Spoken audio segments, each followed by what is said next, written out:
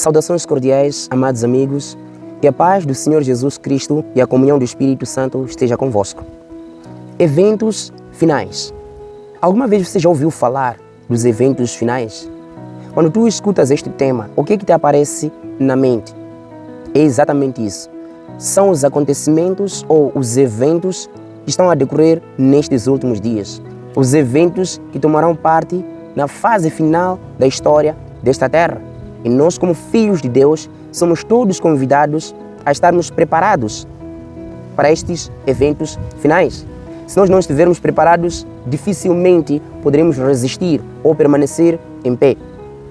É importante dizer o seguinte, amados irmãos, que desde o ano 1844 até os dias de hoje, a Bíblia não indica nenhuma data para profecias bíblicas. Nós estamos a viver num mundo onde homens e mulheres têm tentado estabelecer datas para a ocorrência de certos eventos, mas a Bíblia nos deixa claro que isto é um erro, é um grande engano.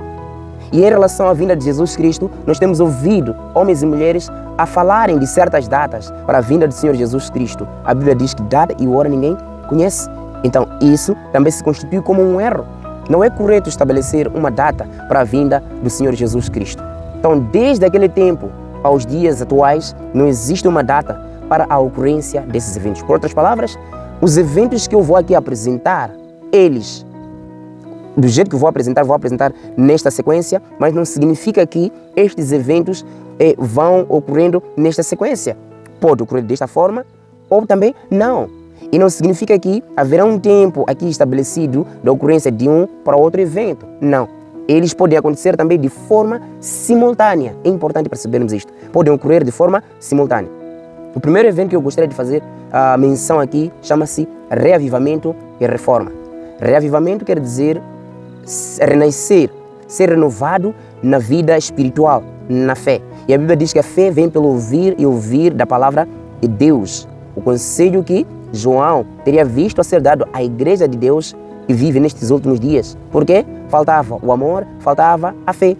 A fé que vem pelo ouvir da palavra de Deus. É o que faltava. Lá em Apocalipse 3, a partir do verso 14 até 20, nós encontramos este conselho que é dado à igreja laodiceana. Que precisamos de voltar a praticar aquilo que vínhamos a praticar. Estudar a palavra de Deus, assim como os bereanos faziam. Precisamos de voltar a estudar a palavra de Deus como estes homens faziam no passado. A única forma de resistir e escapar do grande engano é mesmo nos apegarmos àquilo que está escrito, a palavra de Deus. E lá, no conselho que João viu sendo dado à igreja, a igreja foi dita que deveria comprar o ouro, ouro representa amor e fé. Deveria comprar o colírio, o poder de discernimento, discernir entre o bem e o mal. E também deveria comprar as vestes brancas que significam ou simbolizam a justiça de Cristo. Então, o reavivamento é ser renovado na vida espiritual e só acontece com o estudo da palavra de Deus. Por isso Cristo disse em Mateus, vigiai e orai.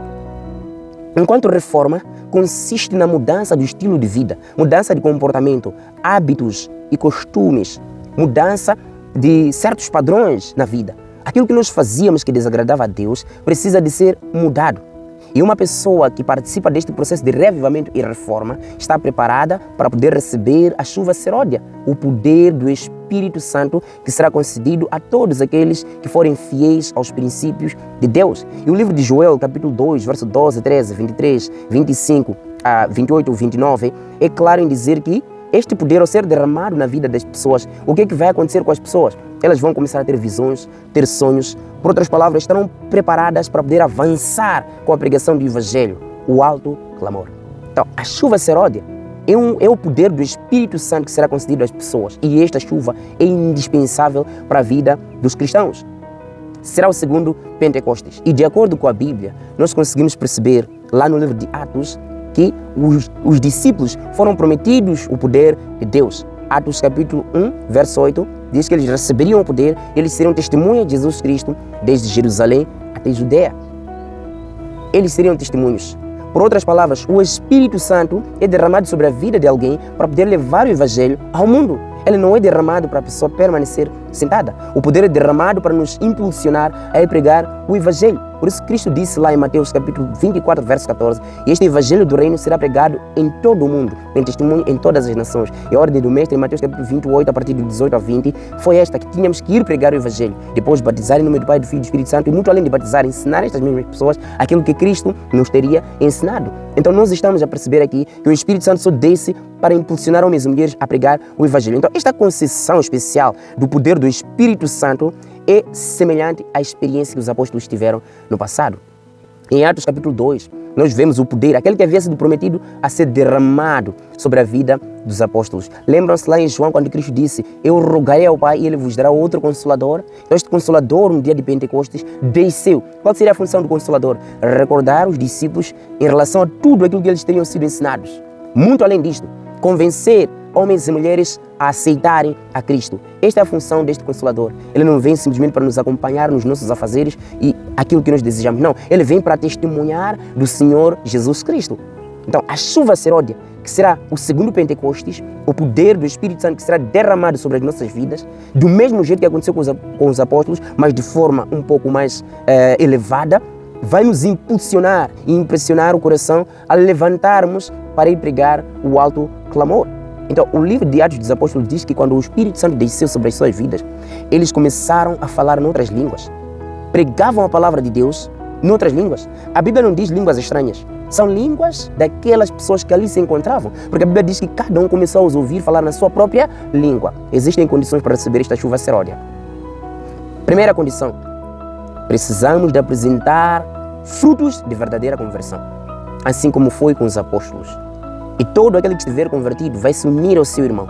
Segunda condição: temos que estar unidos no mesmo Espírito para podermos receber este poder. Porque o Espírito Santo de Deus, como diz Coríntios, não é o espírito de confusão. Por outras palavras, ele não habita num lugar em confusão.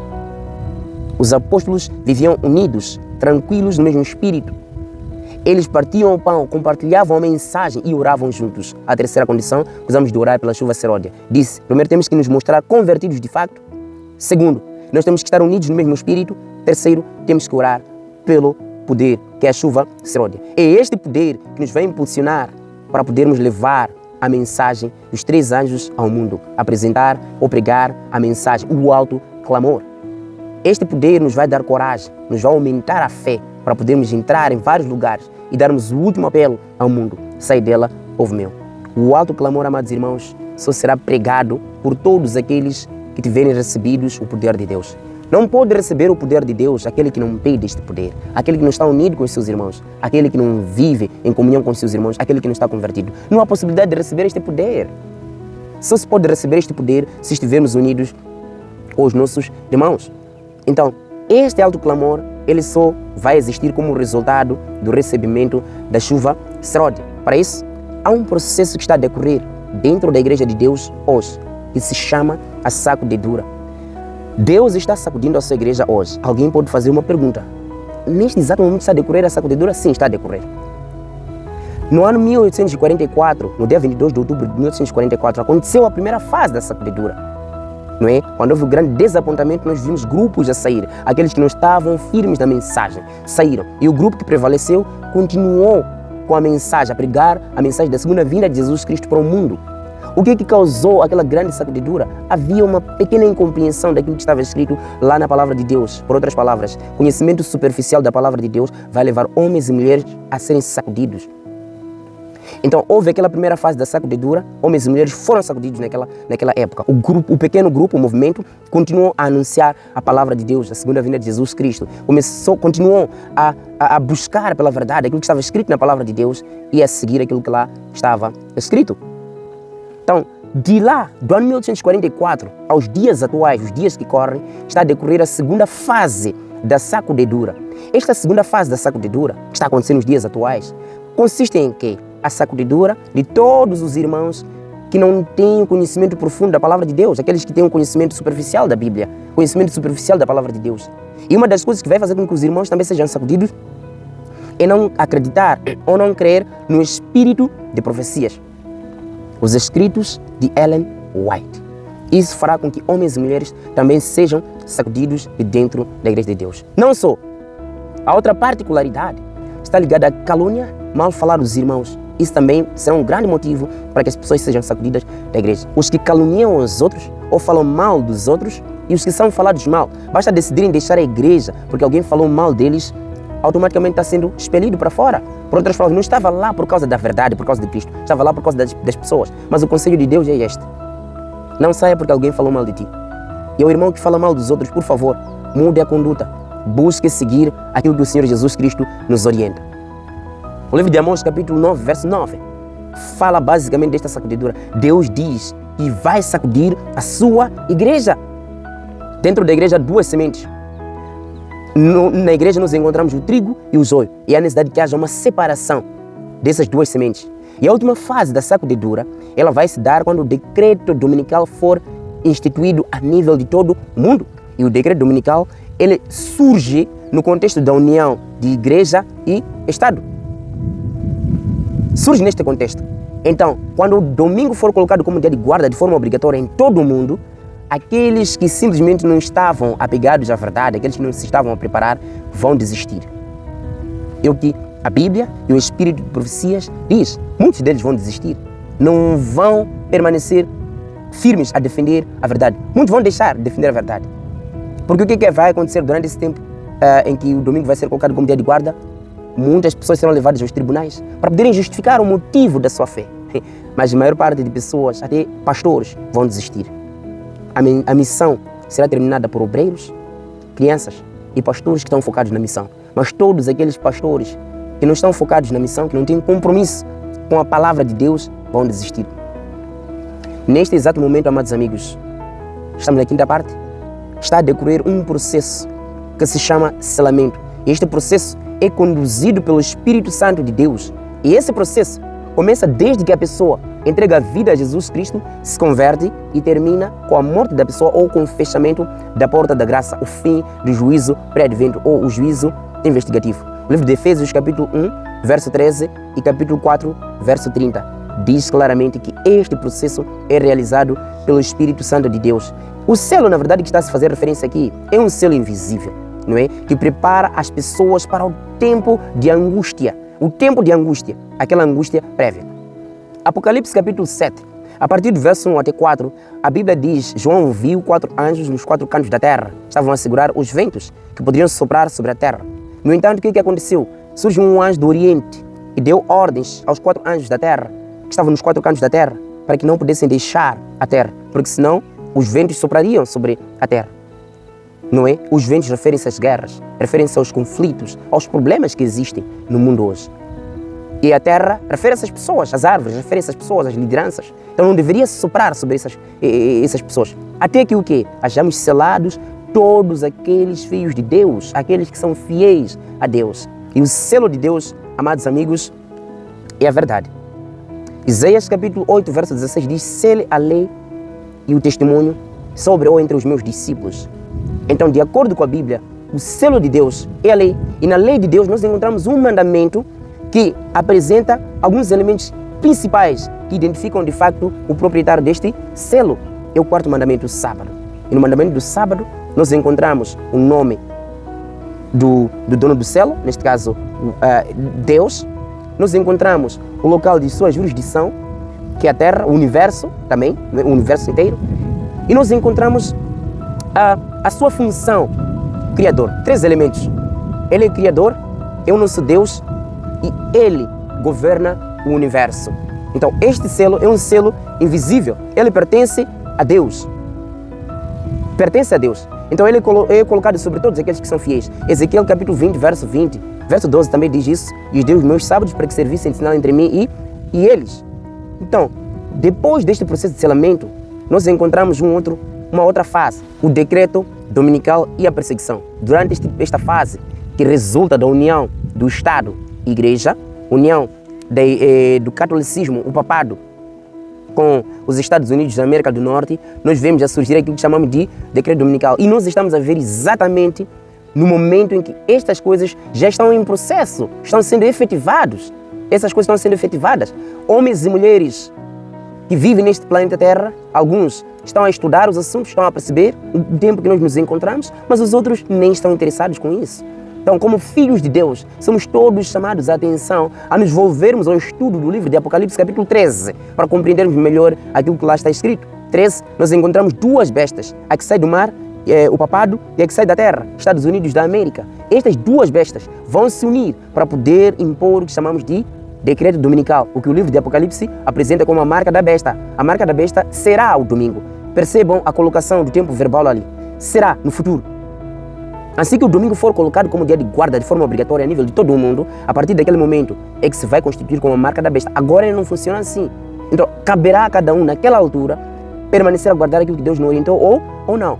Mas a todos aqueles que me ouvem neste momento, eu desejo de Deus que vocês estejam preparados e que consigam compreender que é um plano satânico que tem sido perpetrado para levar homens e mulheres ao engano.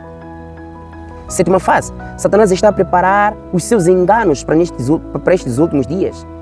E ele concentrará seus maiores esforços, amados amigos, nestes últimos dias. O que é que ele vai fazer? Ele vai poder usar principalmente o espiritismo e o protestantismo desvirtuado. Porém, o clímax do engano ocorrerá no tempo de angústia, quando ele imitará os milagres e o retorno de Cristo. O livro de 2 de Coríntios, capítulo 11, verso 14, Mateus, capítulo 24, verso 23 a 27, diz que nos últimos dias haveria falsos cristos e muitos falsos profetas. Satanás personificará a vinda de Cristo para enganar homens e mulheres. Caberá a cada um de nós estar preparado ou não. Ele vai utilizar principalmente o espiritismo e o protestantismo apostatado. Principalmente, nós encontramos aqui o espiritismo, crença na imortalidade da alma. E é um grande engano, aquilo que Satanás colocou desde o jardim do Éden.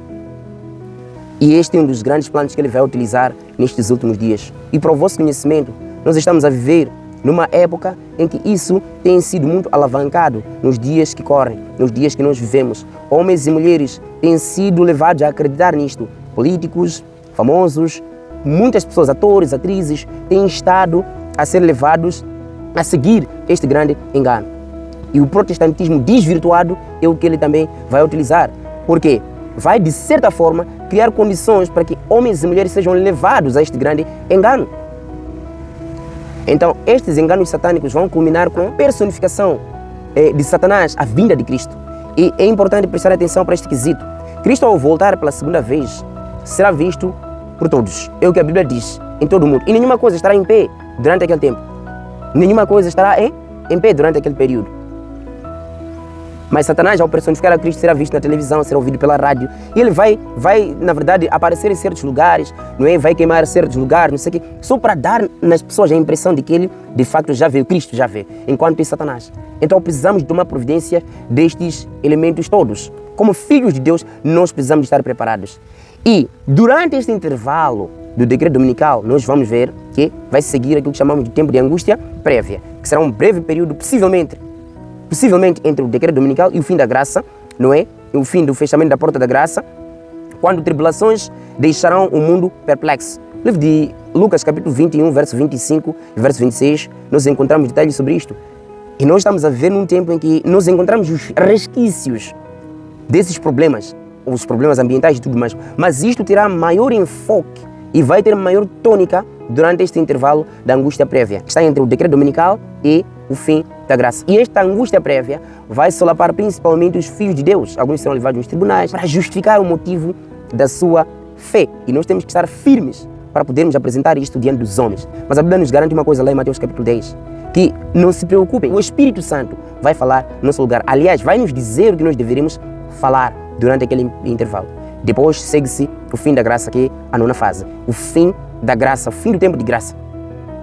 Este vai se dar quando Cristo sair do lugar santíssimo. Vai dar o fim ao juízo pré-advento. No livro de Apocalipse, capítulo 22, verso 11, nos apresenta detalhes, a declaração que Jesus Cristo vai dar em face do fim da graça.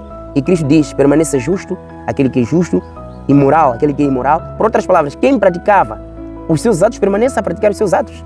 E os justos, durante aquele intervalo, vão continuar a praticar os atos da justiça. Depois do fim do tempo de graça, vai seguir o tempo de angústia e as 7 pragas, principalmente para aqueles que possuem a marca da besta. Aqueles que não tiverem aceites a palavra de Jesus Cristo, esses serão atordoados pelas 7 últimas pragas. Mas aqueles filhos de Deus que estiverem guardados em Cristo estarão a salvos. É o que a Bíblia diz no livro de Daniel, capítulo 12, verso 1. Que Miguel vai se levantar a favor dos seus filhos. Ele vai defender os seus filhos. E estas 7 pragas, como eu disse, vão castigar apenas todos aqueles que não terão feito a vontade de Deus. E o livro de Apocalipse, capítulo 16, apresenta detalhes a respeito dessas pragas. A água vai se transformar em sangue, o sol vai queimar as pessoas, não é? Nós encontramos aqui a chaga mortal. Algumas pragas são literais, outras são simbólicas. Por exemplo, trevas sobre o trono da besta, o secamento do rio Eufrate, são pragas simbólicas, não é? Que só vão acontecer algumas de forma local, outras de forma universal. Então é importante percebermos que estas pragas só vão assolar todos aqueles que não fizeram a vontade de Deus. A 7ª praga, ela vai culminar com a ocorrência daquele último grande tremor de terra, que vai reverter todas estas coisas. O que eu estava a dizer? Por ocasião da vinda de Jesus Cristo, nenhuma coisa vai ficar em pé. Por causa deste grande e último tremor de terra que vai destruir todas as coisas. Hoje, homens e mulheres estão preocupados em encher esta terra com palácios. Não é proibido, é bom. Mas nós encontramos no mundo que estamos a ver pessoas que não são tantas, não é? Numa mesma família, mas uma pessoa com vários palácios que até não habita lá. Ocupam terrenos em vários lugares deste planeta. Ocupam todo o mundo como se fosse deles. E outros ficam sem nenhum lugar para poder ocupar. Tudo isso que estão a fazer os homens, um dia vão deixar e vão perder estas coisas. Não que a gente deseje que as pessoas percam, mas é o que a Bíblia diz que vai acontecer. Então deveriam ser mais amáveis ao dividir esses recursos e as coisas com os outros. Não é? Porque as pragas, ao descerem, elas vão assolar todos aqueles que tiverem a marca da besta. E porque as pragas vão doer a todos aqueles que estarão a sofrer com aquelas pragas, o que é que vão fazer? Eles vão colocar um decreto, chama-se decreto de morte. Este decreto, o que é que vai acontecer? Os ímpios vão culpar os filhos de Deus a respeito daquelas calamidades ou a respeito daquelas pragas. Vão dizer que essas pragas estão a cair porque é um grupo que não quer observar aquilo que nós estamos a orientar. Então nós temos que matar a todos eles apenas numa única noite. Então, enquanto eles vão tentar querer fazer isso, não vão conseguir. Porque o que vai acontecer? Virá aí o livramento. E é muito importante prestar atenção para este quesito aqui. Durante este intervalo da queda das pragas, enquanto decretam ou colocam o decreto de morte, perseguem aqueles fiéis, filhos de Deus, porque os únicos que serão perseguidos, olha, a perseguição não será para todos. O livro de Apocalipse, capítulo 12, verso 17, diz que a perseguição será projetada contra aqueles que são fiéis a Deus, aqueles que guardam os mandamentos de Deus e têm o testemunho de Jesus Cristo. Não é suficiente ser adventista do 7º dia, não, isto não é suficiente. É suficiente sim ser adventista do 7º dia, mas que observa as orientações, porque no seio deste povo há muitos que são infiéis. Então os infiéis não serão perseguidos, apenas os fiéis. Satanás conhece as pessoas fiéis, por isso ele, ao projetar a sua perseguição, é contra os fiéis.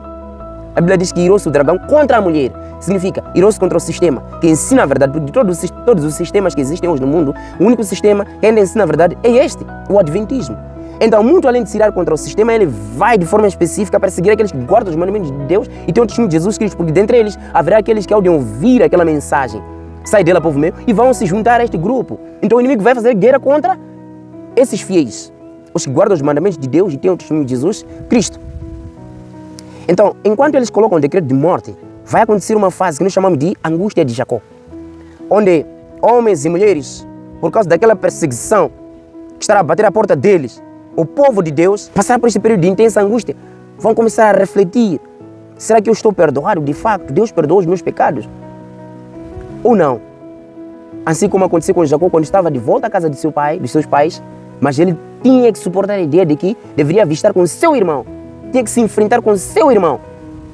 Ele tinha que suportar esta ideia, tinha que enfrentar o seu próprio irmão. Então ele viveu, de facto, um momento de angústia. E o livro de Gênesis, capítulo 32, verso 22 a 32, Jeremias, capítulo 30, verso 7, fala basicamente deste momento. Então aqui o que vai acontecer com os santos é que eles vão clamar pela certeza do perdão dos seus pecados e pelo livramento da perseguição. E o que vai acontecer? Deus estará com eles, estará diante deles. E como consequência, o que vai acontecer como 13ª fase? Nós encontramos aqui a ocorrência do Armagedon.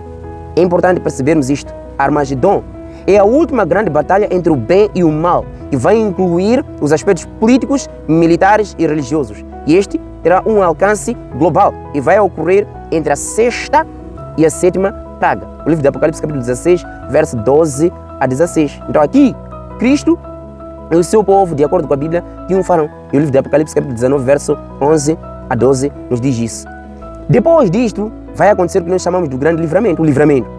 A sétima praga inclui relâmpagos, trovões, um terremoto gigantesco, chuva de granizos e outros fenômenos cataclísmicos. E o livro de Apocalipse, capítulo 16, versos 17 a 21, diz basicamente isso. E esta última praga colocará fim à perseguição e culminará com o juízo de Deus contra a Babilônia mística e a ressurreição especial dos que precisam testemunhar a volta de Jesus Cristo. Daniel 12, verso 2 e Apocalipse capítulo 1, verso 7. E finalmente nós vamos testemunhar a segunda vinda do Senhor Jesus Cristo. Temos várias evidências na Bíblia. No livro de Mateus capítulo 24, verso 30, diz claramente: como o relâmpago sai do Oriente para o Ocidente, assim será a vinda do Filho do Homem. Será visto por todo o mundo, não é? Por todo o mundo. O livro de Apocalipse capítulo 1, verso 7 diz que esse que vem com as nuvens e todo olho o verá. Então, de acordo com a Bíblia, toda lágrima, todo o sofrimento que nós temos estado a presenciar nos dias que nós vivemos,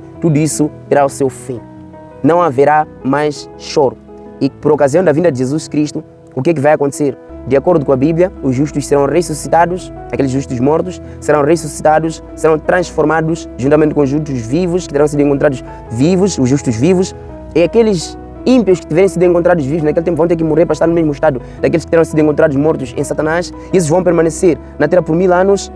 E aqui na Terra, durante o milênio, só estará aqui Satanás e os seus anjos, não haverá ninguém para poder enganar. Existem algumas pessoas que têm dito o seguinte, que durante o milênio haverá uns que vão pregar a mensagem para aqueles que não aceitaram. Não é verdade, porque de acordo com a Bíblia, durante este intervalo, o livro de Apocalipse capítulo 21, Satanás e os seus anjos são os únicos que estarão presos neste lugar, na escuridão, uma prisão circunstancial. Não significa que serão cadeias físicas, mas uma prisão circunstancial, estarão num escuro. E todos aqueles que morreram nele vão permanecer mortos. E hoje há homens e mulheres que têm sido enganados por ele. Entrega a sua vida a mim, porque nós seremos os governadores desta terra, então você será o segundo. Ou estarás do meu lado, tu estarás do meu lado. Ele promete, Satanás dá às pessoas promessas vazias. A maior promessa, a grande esperança que nós recebemos da parte de Deus é a respeito da segunda vinda de Jesus Cristo. E nós precisamos de estar preparados para recebermos o Senhor Jesus Cristo. Esta promessa é verdadeira. E a que Satanás tem dado a homens e mulheres é falsa. Sabe que será destruído. Ele sabe que não vai dar estas coisas às pessoas. As promessas que ele tem dado a homens e mulheres são promessas falsas. E a Bíblia nos diz que Jesus Cristo, o justo, o verdadeiro, o nosso libertador, o nosso Deus, Salvador pessoal, Ele nos há de vir buscar e nós viveremos com Ele para toda a eternidade. A vinda de Jesus Cristo é literal, de fato Jesus virá. A vinda de Jesus Cristo será visível, todo olho o verá. A vinda de Jesus Cristo será audível porque vai tocar a trombeta de Deus.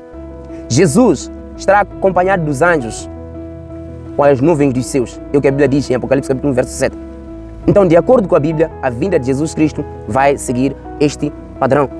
Amado amigo, você não gostaria de fazer parte deste grande dia? Você não gostaria de fazer parte deste grande evento que o Senhor Deus preparou para mim e para você? Se essa for a sua vontade, você não sabia tudo isso que eu apresentei aqui. Se essa for a sua vontade de participar deste grande dia do Senhor Jesus Cristo, esta segunda vinda, esta maravilhosa e bendita esperança, se essa for a sua vontade de participar deste grande evento, escreva lá nos comentários que esta é a sua vontade. Procura por uma igreja adventista mais próxima e busque aprender mais. Mas atenção, esta não é uma propaganda religiosa, propaganda de uma igreja, porque algumas vezes podemos assim pensar. Eu digo isso porque sou adventista do sétimo dia. Não estou a fazer propaganda da minha igreja. Você pode estudar a sua palavra, pode confrontar com aquilo que você aprende dos adventistas do sétimo dia e é de perceber que lá o que se ensina é a verdade. Mas a questão da decisão, eu tenho dito sempre aqui nos meus vídeos, é uma questão particular. Ninguém se deve sentir obrigado. Então, se eu digo procura por uma igreja adventista mais próxima para você poder aprender ainda mais, no final das contas tomar a sua decisão, é uma questão de dar uma direção.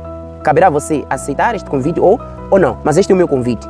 Se for da sua vontade, procure por uma igreja adventista mais próxima e busque estudar a verdade. Aprofunde isso que nós acabamos de apresentar aqui. Aprofunde isso que eu acabei de apresentar aqui. Não tenha receio, não tenha medo de aproximar para poder estudar cada vez mais a palavra de Deus conosco. Não é uma propaganda religiosa, volto a repetir.